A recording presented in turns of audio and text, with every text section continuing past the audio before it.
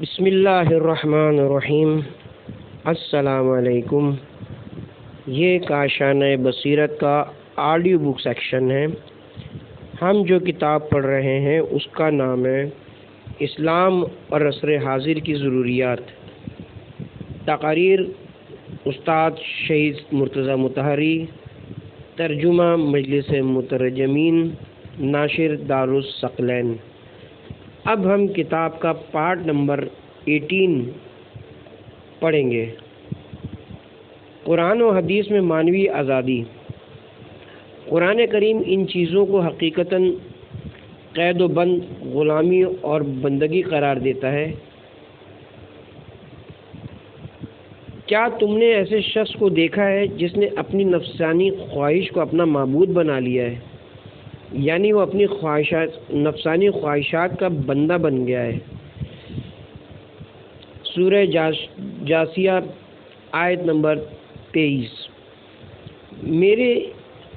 میرے اپنی نفسانی خواہشات کا بندہ بن جانے سے کیا مراد ہے؟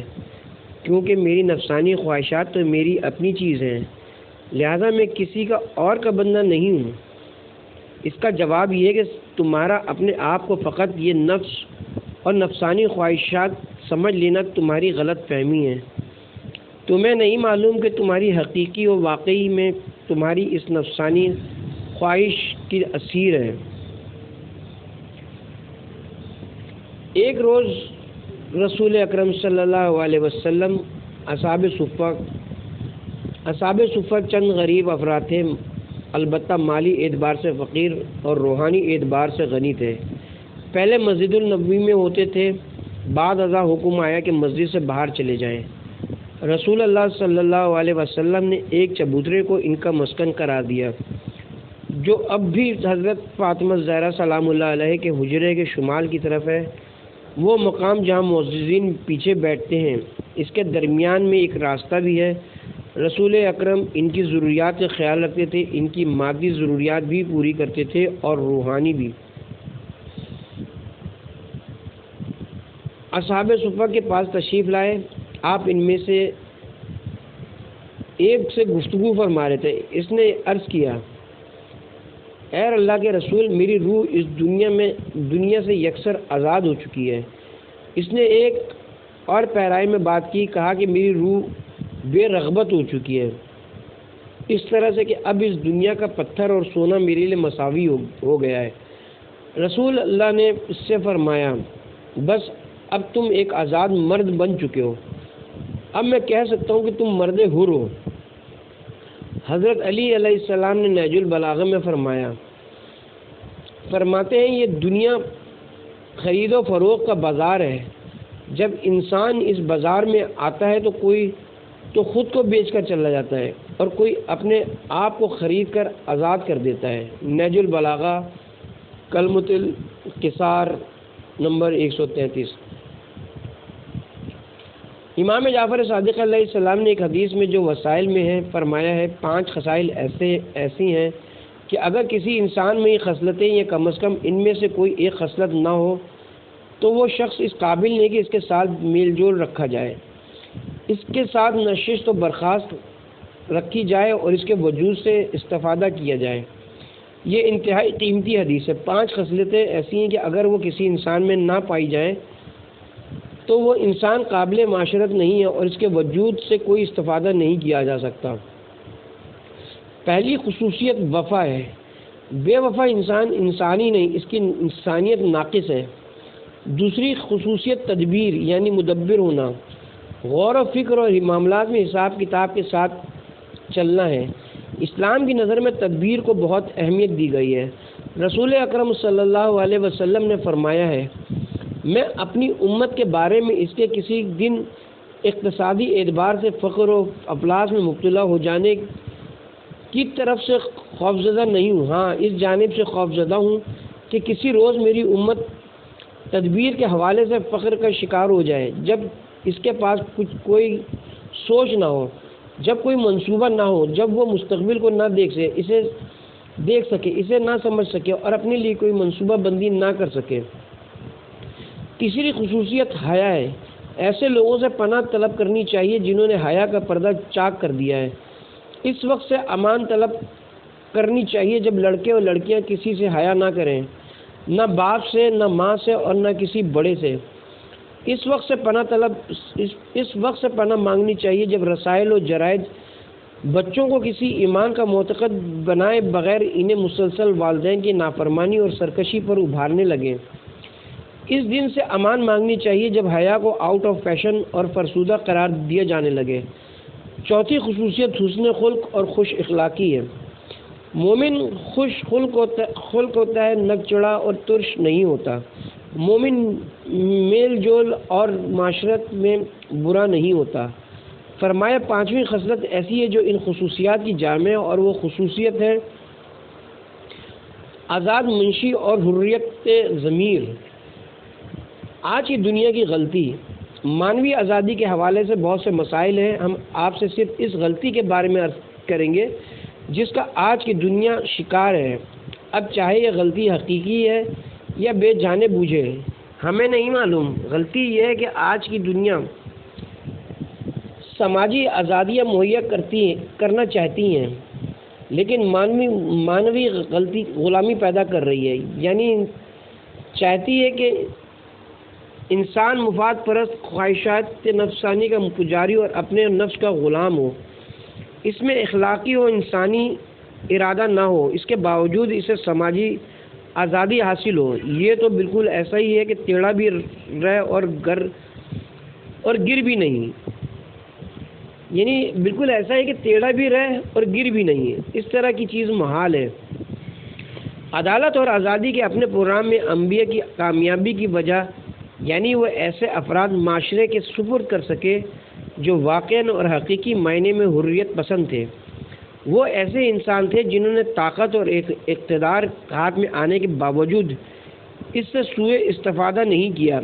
یہ تھی کہ سب سے پہلے انہوں نے مانوی آزادی کے لیے کوشش کی، انسان کو اس کی اپنی نفسانی خواہشات، اس کی خرافات، اس کے تعصب و جمود، پست اور گھٹیا وابستگیوں اور اس کے حیوانی تعلقات سے آزاد کیا۔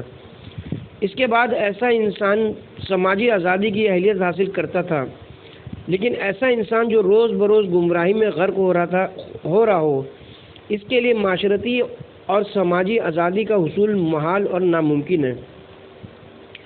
مانوی آزادی کے بارے میں ہماری گفتگو اسی مقام پر ختم ہوتی ہے۔ سماجی آزادی، ہم نے عرض کیا کہ سماجی اور معاشرتی آزادی یعنی قیود، پابندیوں، طرح طرح کی گھٹن، سخت گیریوں اور انسان کی اپنی ساختہ اور پرداختہ رکاوٹوں سے آزادی۔ یہی وجہ ہے جو بعض لوگ کہتے ہیں کہ آزادی انسان کے لیے خدا کی قیمتی ترین نعمت ہے، حالانکہ حقیقتاً ایسا نہیں ہے کہ انسان کو حاصل نعمات اور اس کی ضروریات کے درمیان آزادی سب سے زیادہ قیمتی اور تمام دوسری نعمتوں کی ماں ہو۔ ثقافت اور تربیتی عوامل جو مثبت عوامل ہیں اور جنہیں مذہبی طلباء کی اصطلاح میں شرائط کا اعدادی کہا جاتا ہے، انتہائی اہمیت کے حامل ہیں۔ امن و امان کی قدر و قیمت آزادی کے برابر ہے، لیکن اس کے باوجود ہم یہ کہنا چاہیں گے کہ جو لوگ آزادی کی اس قدر اہمیت کے قائل ہوئے ہیں وہ اس کا حق رکھتے تھے۔ کیوں؟ اس لیے کہ جن باتوں کی وجہ سے کسی چیز کی قدر و قیمت میں اضافہ ہو جاتا ہے، ان میں سے ایک بات اس چیز کی کامیابی ہے۔ کیونکہ انسان کو یہ نعمت کم میسر آئی ہے، اس لیے وہ اس کی بہت زیادہ اہمیت کا قائل ہے۔ اسلام اس مسئلے کی غیر معمولی اور عجیب اہمیت کا قائل ہے۔ اپنی تقریر کے شروع میں ہم نے جو آیت پڑھی ہے اس کا مضمون یہی ہے۔ اس کے مخاطب اہل کتاب ہیں، البتہ ایسا نہیں ہے کہ فقط انہی کو خطاب کیا گیا ہے، یعنی پیغمبر صلی اللہ علیہ وسلم نے اہل کتاب کے لیے اپنی رسالت کا جو سارے جہاں کے لیے یہ اعلان کیا ہے۔ آپ کہہ دیں کہ اے اہل کتاب، آؤ ایک منصفانہ کلمے پر اتفاق کر لیں، خدا کے سوا کسی کی عبادت نہ کریں، کسی کو اس کا شریک نہ بنائیں اور آپس میں ایک دوسرے کو خدائی کا درجہ نہ دیں۔ سورہ آل عمران آیت نمبر 64۔ اس حقیقت کی طرف آ جاؤ جو تو ہمارے اور تمہارے لیے مساوی ہے، یعنی وہ ایسی حقیقت نہیں ہے جو صرف ہمارے لیے ہو اور ہم کہیں کہ تم ہم سے آ ملو، یا صرف تمہارے لیے ہو اور ہم تم سے مل جانا چاہیں۔ نسل اور قومیت سے تعلق رکھنے والا کوئی معاملہ نہیں ہے جس کے متعلق ہم کہیں کہ تم ہم میں ضم ہو جاؤ یا ہم آ کر تم میں ضم ہو جائیں، بلکہ یہ ایسی حقیقت ہے جو سب کے ساتھ یکساں نسبت رکھتی ہے۔ یہ کیا ہے؟ یہ اللہ ہے۔ صرف اللہ کی پرستش کرو اور خدا کے سوا ہر چیز سے نافرمانی اور سرکشی کرو، اور صرف اللہ کے اور جو کچھ اللہ کی طرف سے ہے اور جسے خدا کے امر نے سمیٹا ہوا ہے اس کے سامنے سر جھکاؤ۔ اس کے بعد سماجی آزادی ہے، یعنی استعمار کی نفی، دوسروں کو اپنا بندہ اور غلام بنانے اور دوسروں کا استحصال کرنے کی نفی، اور اس کی نفی کہ کوئی فرد دوسرے فرد کا استحصال کرتے ہوئے اسے اپنی خدمت پر لگا لے تاکہ اس کی محنت کی کمائی کو اپنے لیے مخصوص کر لے، اس کی کسی خدمت کی غرض نہیں۔ یہ ہے قرآن کا پیغام، صدر اسلام کے مسلمانوں کا پیغام۔ ہم تاریخ میں دیکھتے ہیں کہ مسلمانوں نے صدر اسلام میں لڑی جانے والی آزادی بخش جنگوں میں، یعنی بنو امیہ کے برسر اقتدار آنے سے پہلے، گو کہ ان خلفاء کے زمانے میں جنہیں اصطلاحاً راشدین کہا جاتا ہے، امیر المومنین کے دور کے سوا مسئلہ خلافت سے قطع نظر بھی انحرافات موجود تھے۔ جب ان سے پوچھا جاتا تھا کہ تم کیا چاہتے ہو، انہی جنگوں میں سے ایک جنگ میں جو ساسانی ایران اور مسلمانوں کے درمیان ہوئی، ایرانی فوج کے سپہ سالار رستم فرخزاد نے مسلمانوں کے ایک نمائندے کو طلب کیا اور اس سے پوچھا تمہارا مقصد کیا ہے، تم کیا کہتے ہو؟ پہلے تو اس نے انتہائی تجاہلانہ انداز میں ان سے کہا کہ یقیناً تم لوگ بہت بھوکے اور پیاسے تھے اور ہم نے تمہاری مدد نہیں کی، ہم تمہاری مدد کرنے کو تیار ہیں، مختصر یہ کہ ہم تمہیں ایک طرح کی رشوت دیتے ہیں، تم لوٹ جاؤ۔ اس پر مسلمانوں کے نمائندے نے بہت زبردست جواب دیا اور کہا واللہ ہماری حالت تو اس سے بھی کہیں بدتر تھی جو تم نے بیان کی ہے، لیکن زمانہ بدل گیا ہے، حالات بدل گئے ہیں، وہ دن گزر گئے جب ہم اپنے شکم کے لیے روٹی کی تلاش میں دوڑ دھوپ کیا کرتے تھے، اب ہم انسان کی نجات کے لیے ایک پیغام کے حامل ہیں۔ یہ سن کر رستم کو تعجب ہوا، کہنے لگا تمہارا پیغام کیا ہے؟ اب آپ قرآن کے تربیت یافتہ حضرات کو دیکھیے، 1000 سال پہلے یہ بات تمام مورخین نے لکھی ہے، اور واقعاً اگر یہ 1000 سال پہلے کی کتابوں میں نہ لکھی ہوئی ہوتی تو کوئی یقین نہ کرتا، سمجھتا کہ یہ بات ان لوگوں نے کہی ہے جنہوں نے حقوق انسانی کا چارٹر پڑھا ہے۔ کہا اول توحید اور رسالت محمدی کا اقرار، دوم یعنی ہمارا دوسرا پیغام یہ کہ ہم لوگوں کو سماجی آزادی سے ہمکنار کرنا چاہتے ہیں۔ ہم اس لیے آئے ہیں کہ تاکہ قید و بند میں جکڑے ہوئے طبقات اور یہ جو ایک گروہ پر دوسرا گروہ ظلم و ستم کر رہا ہے اور اس نے ان کی آزادی سلب کر رکھی ہے، اس صورتحال کا خاتمہ کریں۔ ہم آئے ہیں کہ قوموں کو حکومتوں کے مقابل آزادی دلائیں۔ قرآن کریم حضرت موسیٰ ابن عمران کی زبانی نقل کرتا ہے کہ جب فرعون نے ان پر اپنا احسان جتایا اور کہا کہ تم وہی ہو جو ہمارے دامن میں پروان چڑھے، تو اس پر حضرت موسیٰ نے کہا تو ایسا شخص ہے جس نے دوسروں کو اپنا غلام بنا رکھا ہے، یعنی تو نے ان کی سماجی آزادی کو سلب کر رکھا ہے۔ اس بارے میں حضرت علی علیہ السلام نے خطبہ قاسیہ میں کچھ باتیں کہی ہیں، کیونکہ یہ بیان خاصا مفصل ہے اس لیے اس سے صرف نظر کرتے ہیں۔ اس حوالے سے اسلام میں بہت زیادہ باتیں ہیں۔ دراصل اسلام کی بنیادی سماجی اور اجتماعی آزادی ہے، یعنی اسلام ہرگز کسی شخص کو دوسرے افراد کی آزادی سلب کرنے کی اجازت نہیں دیتا۔ اسلام کا قانون عادلانہ ہے اور اس میں کوئی امتیاز نہیں ہے، سب کو اس قانون کے سامنے سر تسلیم خم کرنا ہے۔ تاہم قانون سے قطع نظر سب ایک دوسرے کے مقابل آزاد ہیں اور کسی کو حق نہیں پہنچتا کہ کسی دوسرے شخص کو اپنے سامنے جھکائے اور اسے اپنا مطیع بنائے۔ اب ہم دیکھنا چاہتے ہیں کہ اس حوالے سے اسلام کے پاس کیا پروگرام ہے۔ مانوی آزادی کے بارے میں اسلام کا پروگرام بہت واضح ہے۔ تمام حقیقی آسمانی ادیان ایسے ہی ہیں، اور بالخصوص اسلام میں وہ مسائل بہت زیادہ ہیں جو ایک طرف تو تزکیہ نفس اور عقل و فکر کو خرافات سے آزادی دلانے سے تعلق رکھتے ہیں، یعنی عقل کو تفکر کا عادی بنانا چاہتے ہیں، اور دوسری طرف عقل اور ارادے کو حیوانی تعلقات اور وابستگیوں سے آزادی دلانے سے تعلق رکھتے ہیں۔ اس بارے میں بھی ہم گفتگو نہیں کرتے، صرف یہ دیکھنا چاہتے ہیں کہ سماجی آزادی کے حوالے سے اسلام کے اصول و مبانی کیا ہیں، کیونکہ ہم نے عرض کیا کہ آزادی فقط شور و غل اور نعرہ نہیں ہے، آزادی کے کچھ اصول و مبانی ہیں۔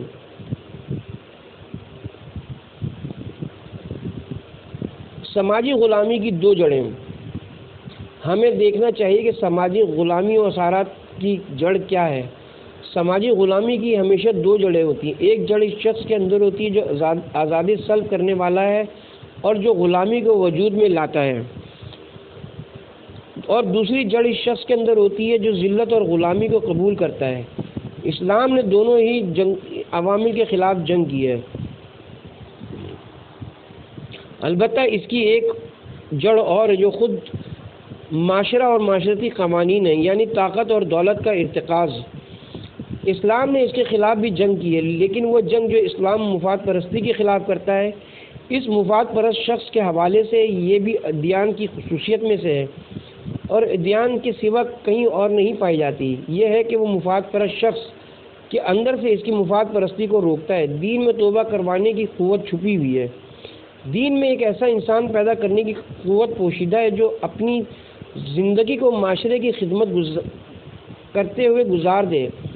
آپ دنیا میں ایسے کتنے ہی افراد کو دیکھتے ہیں جنہیں مواقع میسر آئے اور وہ ظلم و ستم کے مرتکب ہوئے، اور پھر بغیر اس کے کہ طاقت سے انہیں بدلا جائے انہوں نے خود ایک روحانی طاقت اور معنوی جذبے کے تحت توبہ کر لی اور خود بخود گمراہی چھوڑ کر واپس پلٹ آئے۔ ظالم اور مظلوم کے لیے اسلام کا حکم۔ جو بات اہم ہے وہ یہ ہے کہ اسلام صرف ظالم سے نہیں کہتا کہ ظلم نہ کر، اسلام ظالم کو ظلم سے منع کرتا ہے اور 50% سے زیادہ ظالم سے مخاطب ہو کر ظلم کی روک تھام کرتا ہے۔ انسانی وجود پر حاکم وہ معنوی قوت جو اسے ظلم سے روکتی ہے۔ آپ جو اس جگہ تشریف فرما ہیں اور آپ جیسے دیگر ہزاروں لاکھوں افراد ہیں جن کے پاس اس بات کا امکان موجود ہوتا ہے کہ وہ ظلم، چوری اور زیادتی کریں، لیکن وہ ایسا نہیں کرتے۔ کیوں؟ اس لیے کہ ایک حکم آ کے ان کے راستے میں حائل ہو جاتا ہے۔ لیکن کیا اسلام نے صرف اسی پر اکتفا کیا ہے؟ کیا اسلام نے آ کر فقط ظالم سے کہا ہے کہ اے ظالم ظلم نہ کر؟ کیا تمام کے تمام ظالم اس فرمان پر کان دھرتے ہیں؟ بہت سے ظالم ایسے بھی ہیں جو نہیں سنتے۔ پھر اسلام کیا کرتا ہے؟ وہ ظلم قبول کرنے کی بنیاد کو بھی ختم کرتا ہے۔ وہ مظلوم سے کہتا ہے اے مظلوم، ظلم کو قبول کرنا بھی ایک طرح کا ظلم ہے، ظالم کے خلاف سر اٹھاؤ۔ قرآن کہتا ہے کہ کسی مسلمان کی پیٹھ پیچھے اس کی برائی کرنا بری بات ہے۔ اس سے بھی بدتر یہ کہ انسان چیخ چلا کر برائی بیان کرے اور گالم گلوچ پر اتر آئے، لیکن یہی برائی ایک موقع پر جائز ہو جاتی ہے۔ یعنی جب تجھ پر ظلم کیا جائے تو برا کہہ، چیخ پکار مچا اور ظلم کے خلاف آواز بلند کر۔ حضرت علی علیہ السلام نے فرمایا، خدا کی قسم جن افراد قوم پر ان کے گھروں کی حدود کے اندر ہی حملہ ہو جاتا ہے وہ ذلیل و خوار ہوتے ہیں۔ نہج البلاغہ خطبہ نمبر 27۔ پھر آپ فرماتے ہیں ذلیل آدمی ذلت آمیز ذاتیوں کی روک تھام نہیں کر سکتا اور حق بغیر کوشش کے نہیں ملتا۔ نہج البلاغہ خطبہ نمبر 29۔ رسول اکرم صلی اللہ علیہ وسلم کا ایک جملہ ہے، یہ جملہ نہج البلاغہ میں موجود ہے جو 1300 سال سے زائد پرانا امیر المومنین کا کلام ہے اور جسے سید رضی نے جمع کیا ہے اور اس کی تدوین کو بھی 1000 سال گزر گئے ہیں۔ یہی جملہ 1000 سال پہلے لکھی جانے والی شیخ کلینی کی کتاب اصول کافی میں بھی موجود ہے۔ اگر آپ کو ایسا جملہ 17ویں، 18ویں، 19ویں اور 20ویں صدی کے آزادی پسند فلسفیوں کے ہاں اس دور سے جب حریت پسندی اور حریت پسندی کے فلسفے نے رواج پایا۔ جان لاک اور اسٹوارٹ میل سے لے کر دوسروں تک کے ہاں مل جائیں تو بتائیے گا تاکہ میں اس سلسلے میں آپ کی بات مان لوں۔ حضرت علی علیہ السلام نے مالک اشتر کے نام جو فرمان لکھا ہے اور جس کے مخاطب مالک اشتر ہیں، اس میں ان کے نام مصر کی گورنری کا فرمان ہے اور ان کے دستور عمل بھی دیا گیا ہے۔ کہتے ہیں مالک لوگوں کو آزادی دینا، لوگوں کو تنقید و اعتراض کا حق دینا، لوگوں کو سلامتی مہیا کرنا، کہ میں نے ایک سے زائد مرتبہ رسول اللہ صلی اللہ علیہ وسلم سے یہ جملہ سنا ہے، یعنی یہ ان جملوں میں سے ہے جنہیں رسول اللہ نے بار بار ارشاد فرمایا ہے۔ یہ خود اس بات کو ایک اور اہمیت دیتا ہے کہ کبھی رسول اللہ صلی اللہ علیہ وسلم نے کوئی جملہ صرف ایک مرتبہ فرمایا ہے، لیکن ہمارے پاس بعض ایسے جملے بھی ہیں جو رسول اللہ نے 12 مختلف مواقع پر ارشاد فرمائے، جیسے وہ حدیث ہے جسے ہم نے اپنی اس گفتگو کی ابتدا میں پڑھا ہے۔ یہ بات رسول اللہ نے صرف ایک مقام پر نہیں بلکہ مختلف مواقع پر فرمائی ہے۔ ہرگز کوئی امت، ملت، گروہ، جمعیت مقام تقدس تک نہیں پہنچ سکتی، یعنی وہ مقام جہاں کسی ملت کی تقدیس و تمجید کی جائے، مقام افتخار، جب تک اس ملت میں بات یہاں تک نہ پہنچ جائے کہ کمزور طاقتور کے مقابلے میں کھڑا ہو اور بے خوف و بلا جھجک اس سے اپنے حق کا مطالبہ کرے۔ یہ جملہ نہج البلاغہ میں بھی ہے اور اصول کافی میں بھی۔ مضمون کی صحت کے اعتبار سے نہج البلاغہ ہماری معتبر ترین کتابوں میں سے ہے اور سند کی صحت کے لحاظ سے اصول کافی معتبر ترین ہے۔ پس یہ جملہ مضمون کی صحت اور سند کی درستی دونوں لحاظ سے رسول اکرم سے ہم تک پہنچنے والے صحیح ترین جملوں میں سے ہے۔ اس سلسلے میں اسلام فقط اسی پر اکتفا نہیں کرتا کہ صرف ظالم سے کہے کہ وہ ظلم نہ کرے، اور اس پر بھی اکتفا نہیں کرتا کہ فقط مظلوم سے کہے کہ جاؤ اور طاقتور سے اپنا حق وصول کرو، یعنی صرف تسلیم و اطاعت یہ نافرمانی اور سرکشی پیدا نہیں کرتا۔ اخلاق اور واعظ کی قوت سے ظالم کو جھکاتا ہے، حق اور حقوق کی قوت سے مظلوم کی تقویت کرتا ہے، یعنی ظالم کو درس اخلاق دیتا ہے اور اسے موعظہ کرتا ہے اور واعظ و نصیحت کا راستہ اختیار کرتا ہے، جبکہ مظلوم کو واعظ نہیں کرتا بلکہ اس کے اندر اس کے حق کا احساس جگاتا ہے، اسے جوش دلاتا ہے اور اسے خطاب کرتے ہوئے کہتا ہے کہ اٹھ کھڑا ہو، قیام کر اور اپنا حق حاصل کر، تجھے اپنا حق حاصل کرنا چاہیے۔ حق لینے والی چیز بھی اور دینے والی چیز بھی۔ ہم نے عرض کیا کہ اسلام کہتا ہے کہ حق کو حاصل کرنا چاہیے۔ یقیناً آپ کے ذہن میں یہ جملہ آیا ہوگا کہ حق حاصل کیا جاتا ہے یا حق حاصل کیا جاتا ہے، دیا نہیں جاتا۔ اسلام کی منطق کی روح سے یہ جملہ جھوٹ ہے۔ یہ جملہ ایسے لوگوں نے کہا ہے جن کی طاقت فقط اس حد تک محدود ہے کہ وہ مظلوم طبقے کو ظالم طبقے کے خلاف برآمدہ کریں، لیکن وہ یہ طاقت نہیں رکھتے کہ ظالم کو آمادہ کریں کہ وہ اپنے ارادے سے، اختیار سے ظلم سے ہاتھ کھینچ لے۔ لہذا انہوں نے کہا کہ حق دینے والی چیز نہیں ہے۔ نہیں، ایسا نہیں ہے۔ اسلام کہتا ہے کہ حق دینے والی چیز بھی ہے اور لینے والی چیز بھی۔ پہلے درجے پر وہ کہتا ہے کہ حق دینے والی چیز ہے، واعظ و نصیحت کے ذریعے ظالم سے کہتا ہے کہ حق ادا کرے۔ اس طرح سے وہ 50% یا اس سے زیادہ مواقع پر حق لے لیتا ہے، اور جس موقع پر ظالم حق نہیں دیتا اس موقع پر مظلوم سے کہتا ہے کہ اپنا حق لے لے، اور مظلوم طاقت کے ذریعے اپنا حق لے لیتا ہے۔ پس اسلام کی نظر میں حق لینے والی چیز بھی ہے اور دینے والی چیز بھی۔ یہی وجہ ہے جو ہم آج کے دن کو انسان کے لیے یوم نجات اور یوم آزادی کہتے ہیں۔ مراد عالم طبیعت سے نجات نہیں ہے، اس کا معاملہ دوسرا ہے، نہ ہی بیماریوں سے نجات ہے، البتہ غیر مستقیم انڈائریکٹ طور پر یہ دن بیماری سے بھی نجات کا دن ہے۔ جب اسلام انسان کو خرافات اور جہالت سے نجات دلاتا ہے تو وہ علم کی طرف جاتا ہے۔ جب وہ علم کا رخ کرتا ہے تو علم طب، میڈیکل سائنس قوت اور وسعت حاصل کرتی ہے۔ میڈیکل سائنس ترقی کرتی ہے تو بیماری بھی ختم ہو جاتی ہے۔ سیلاب کا بھی یہی حال ہے، شاید رفتہ رفتہ زلزلے کے بارے میں بھی یہی کچھ ہو جائے۔ یہی حال انسانی زندگی میں حائل دیگر رکاوٹوں کا ہے، البتہ یہ غیر مستقیم تاثیر ہے۔ یہ دن کس شخص اور کس چیز سے انسان کی آزادی اور نجات کا دن ہے۔ یہ اس قید و بند اور ان پابندیوں سے انسان کی نجات و آزادی کا دن ہے جو خود انسان اپنی طرف سے اپنے لیے پیدا کرتا ہے، نیز اس قید و بند اور ان پابندیوں سے جو بعض افراد کی طرف سے دیگر افراد کے لیے پیدا کی جاتی ہیں۔ اگر آپ ان کا صحیح جائزہ لیں تو دیکھیں گے کہ اسلام نے انسانی آزادی اور آزادی بشر کے سلسلے میں جو تحریک پیدا کی اور وہ تحریک جیسی مؤثر ثابت ہوئی، اس کی مثال دنیا میں نہیں ملتی۔ چند جملے دعا کے لیے عرض کریں گے۔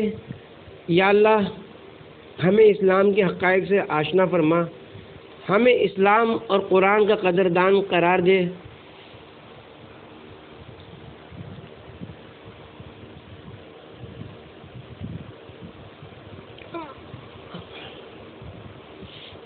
خدایا ایسے مذہبی و اسلامی مراکز اور ایسے اداروں کی اپنی لطف سے تائید و تقویت فرما،